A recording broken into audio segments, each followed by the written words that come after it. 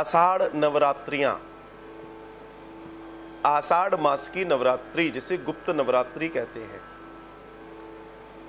आप लोगों में से जो भी इन नवरात्रियों में साधना, पूजा, अर्चना, व्रत, तप आदि करना चाहता है, उसके लिए बहुत उत्तम समय है।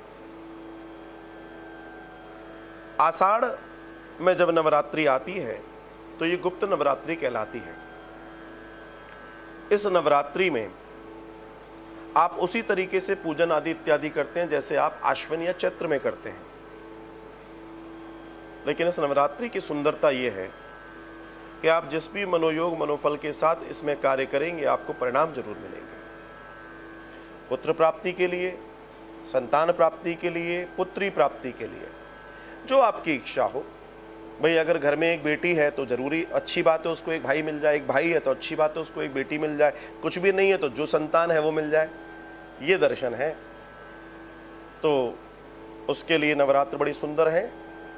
या कोई भी आपकी मनोकामना हो, कैरियर को लेके हो, व्यवसाय को लेकर हो, आप कर सकते हैं। करना क्या है, आज अष्टमी के दिन, मतलब आज के दिन, आज रात्रि में या आज शाम को या अभी आपका जो माँ का दरबार है, जो भगवान का मंदिर है, उसको आप बिल्कुल शुद्ध कर लें, अर्थात उसका मंजन कर लें। मंजन का मतलब होता है स्नान ध्यान करा दें,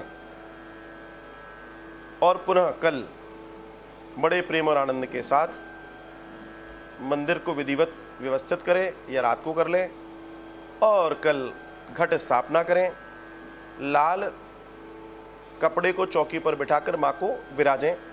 कलश के रूप में विराज सकते हैं, दीपक के रूप में विराज सकते हैं। दीपक में आप घी रख सकते हैं, तिल रख सकते हैं, आपकी अपनी इच्छा है। जो दीपक लगता है, ये दीपक दो तरह का हो सकता है, या तो अखंड ज्योत आप जलाएंगे या आप खंड ज्योत जलाएंगे। कोई भी ज्योत आप जलाएं, उस ज्योत में आपको मां का दर्शन करना है।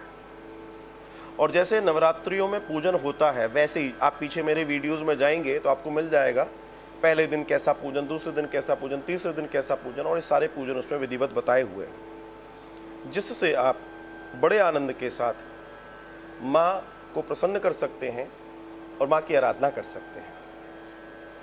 गुप्त नवरात्र सिद्धियों के लिए, तप के लिए, ज्ञान के लिए और गुणता से भरे हुए नियम, मंत्र आदि इत्यादि को सिद्ध करने का और अपनी इच्छाओं की पूर्ति का सबसे सुंदर दर्शन है। तो आप चाहें तो आगामी कल से प्रारंभ हो रहे शुभारंभ हो रहे नवरात्र में मां भवानी का, जगदम्बे का, त्रिपुर सुंदरी का अर्थात जगत जननी का पूजन करके अपने आप को धन्य कर सकते हैं और अपने लिए शक्ति संपन्नता मांग सकते हैं। अगर आप विद्यार्थी हैं तो विद्या के लिए मांगिए, मतलब जो वट एवर यू वॉन्ट, जो भी आपकी फील्ड है, आपको जो चाहिए आप उसके अकॉर्डिंग कर सकते हैं, तो ये कीजिए। बात आती है आप व्रत रहना चाहें तो व्रत उसी तरीके से रह सकते हैं जैसे आप चैत्र और आश्विन में रहते हैं। आपकी इच्छा है, सामर्थ्य है तो व्रत रहे, नहीं है तो फिर उसी तरीके से रहे।